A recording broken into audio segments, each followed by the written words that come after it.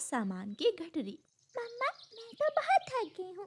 जब पहाड़ों वाले जंगल में जाकर हम अपना घर बना लेंगे और वहाँ हमारे दोस्त बन जाएंगे तो फिर ये सारी थकावट उतर जाएगी।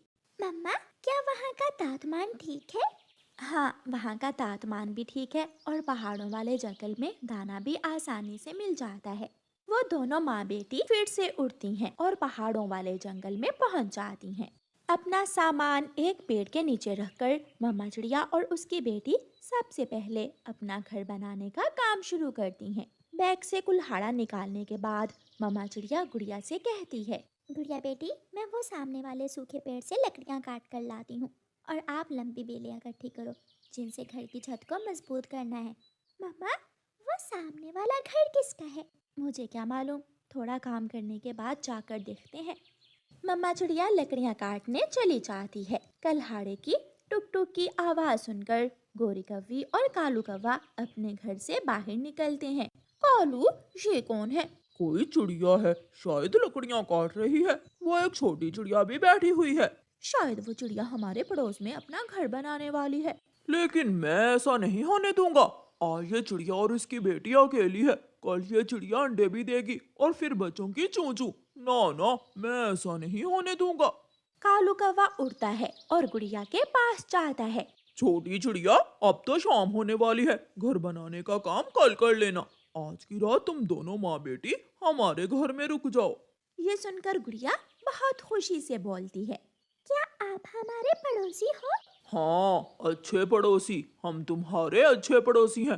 रात को दोनों माँ बेटी आ जाना। ऐसे कहते हुए कालू कौवा वहाँ से चला जाता है। गुड़िया भागी भागी अपनी मम्मा के पास जाती है। मम्मा मम्मा, हमारे पड़ोसी कौवे तो बहुत अच्छे हैं।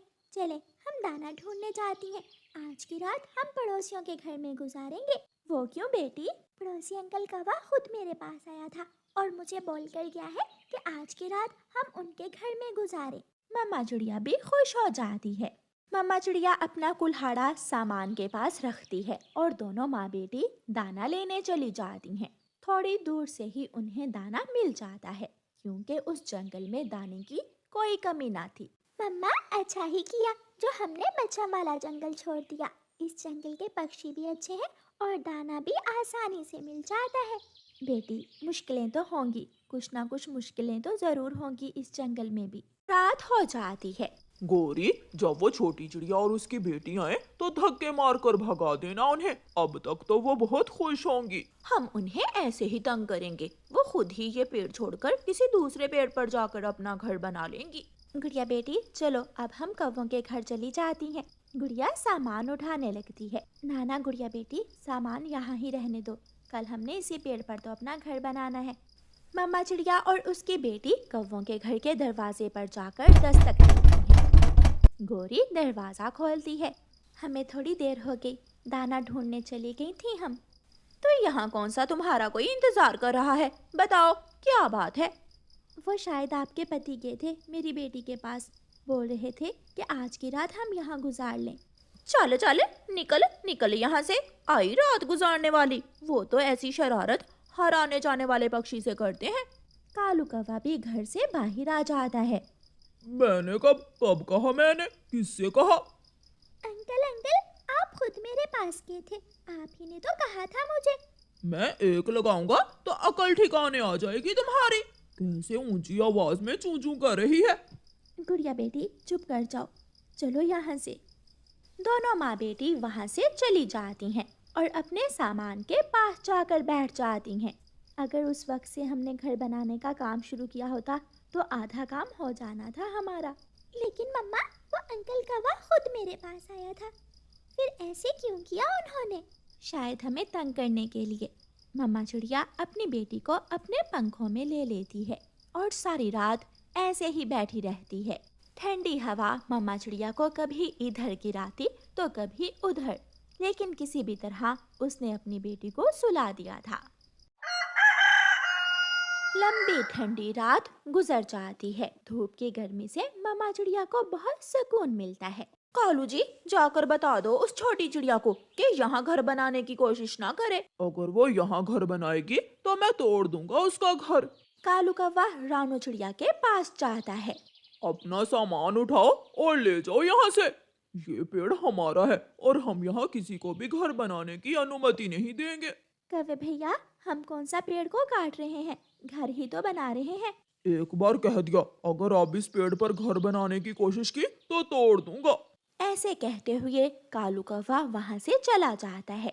मम्मा, हम किसी दूसरी जगह पर चली जाती हैं। हाँ बेटी, उठाओ अपना सामान। फिर वो माँ बेटी अपना सामान उठाकर वहाँ से चली जाती हैं। पहाड़ों के पास एक गाजरों का खेत था।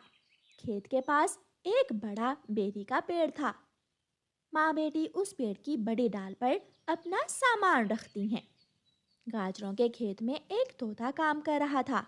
चिड़िया और उसकी बेटी को देखकर वो तोता वहाँ आ जाता है। चिड़िया रानी, कहाँ से आई हो? मिट्ठू तोते, मैं पश्चिम वाले जंगल से आई हूँ। क्या आप भी मुझे यहाँ घर बनाने नहीं देंगे? ये खेत, ये पेड़ सब मेरे हैं। आप जहाँ चाहो घर बना सकती हो। मम्मा चिड़िया खुश हो जाती है। मम्मा, तो काम शुरू करें। खेत की दूसरी तरफ सूखी लकड़ियाँ रखी हुई हैं मैंने, आप लकड़ियाँ वहाँ से उठा लो। फिर मम्मा चिड़िया तोते की सूखी लकड़ियाँ पेड़ के ऊपर इकट्ठी करती है। गुड़िया घास इकट्ठी करती है और मम्मा चिड़िया घर बनाने का काम शुरू करती है। मिठू तोता दोपहर के बाद चिड़िया के पास आता है। चिड़िया बहन, ये ले, ये गाजरे खा ले, और आज आपको दाना लेने जाने की कोई जरूरत नहीं है। अमरूद के पेड़ के पास मेरा घर है, आप वहाँ आ जाना रात का खाना खाने। ठीक है मिठू भैया, बहुत बहुत शुक्रिया आपका। शाम तक काम करने के बाद मम्मा चिड़िया और उसकी बेटी घर बना लेती हैं और फिर रात का खाना खाने मिठू तोते के घर चली जाती हैं। मिठू की पत्नी हरियाली तोती गुड़िया और उसकी मम्मा से मिलकर बहुत खुश होती है। अच्छा ही हुआ जो उन कौवों ने हमें वहाँ घर नहीं बनाने दिया। अगर हम वहाँ घर बना लेती तो हमें आप जैसे अच्छे पड़ोसी कैसे कल आप दोनों माँ बेटी खेत में आ जाना। कल हम सब मिलकर खेत से गाजरे निकालेंगे। मैं ये काम बहुत अच्छी तरह कर सकती हूँ। मैं अपनी माँ के साथ सब्जियों के खेत में काम किया करती थी। वो सब रात देर तक बातें करते हैं और फिर चिड़िया अपनी बेटी को लेकर अपने घर चली जाती है। नए घर की मध्यम मध्यम खुशबू गुड़िया के मन में उतर रही थी और वो मीठी नींद सो जाती है। प्यारे दोस्तों, सच ही कहते हैं, अच्छे और बुरे पक्षी एक ही जंगल में रहते हैं। किसी के मन को अच्छाई से और किसी के मन को बुराई से सुकून मिलता है। बहुत दूर पहाड़ों और नदियों के बीच फैला हुआ था सोनवन जंगल। ये जंगल सिर्फ पेड़ों और जानवरों का नहीं था, बल्कि यादों, रहस्यों और इतिहास का गवाह था। कहा जाता था कि इस जंगल में जो भी सच्चे दिल से आया, जंगल ने उसे अपनाया, और जो लालच लेकर आया, जंगल ने उसे मिटा दिया। लेकिन समय के साथ जंगल का इतिहास धुंधला पड़ गया। नए जानवर पैदा हुए, पुराने मर गए और सच्चाई कहानियों में बदल गई। Hey everyone, let's go on an adventure. अध्याय 2, शेर सम्राट वीर सिंह। इस जंगल का राजा था वीर सिंह, एक ताकतवर लेकिन न्यायप्रिय शेर। उसका एक ही नियम था, जंगल में कोई छोटा बड़ा नहीं, सब बराबर हैं। हिरण, हाथी, लोमड़ी, भालू सब उसकी इज्जत करते थे। लेकिन हर जंगल में जैसे रोशनी होती है, वैसे ही अंधेरा भी होता है। अध्याय 3, सियार कालू की चाल। सियार कालू बहुत चालाक था। वो राजा नहीं बन सकता था, लेकिन राजा को गिराने का सपना जरूर देखता था। वो जानवरों के कान भरने लगा। शेर सिर्फ ताकत वालों की सुनता है, कमजोरों को कोई नहीं बचाता। Together we will धीरे-धीरे face the जंगल में challenges शक ahead and फैलने लगा। emerge victorious. Stan Retetto, the 3 at 3's Barala Manatee. अध्याय 4, that mean? नया It means we मेहमान, act now. मानव बच्चा। एक दिन जंगल में एक मानव बच्चा भटकता हुआ आ गया। उसका नाम था आरव। डरे हुए आरव को सबसे पहले एक हथिनी गौरी ने देखा। गौरी ने उसे मारा नहीं, बल्कि अपनी सूंड से What a पानी दिया। lovely day for a यहीं से walk. जंगल का इतिहास बदलने वाला था। अध्याय 5, आरव और जंगल की दोस्ती। आरव धीरे धीरे जंगल के नियम सीखने लगा। वो जानवरों से डरता नहीं था, वो पेड़ काटता नहीं था, वो सिर्फ समझता था। बंदरों के साथ खेलता, हिरणों के साथ दौड़ता और रात को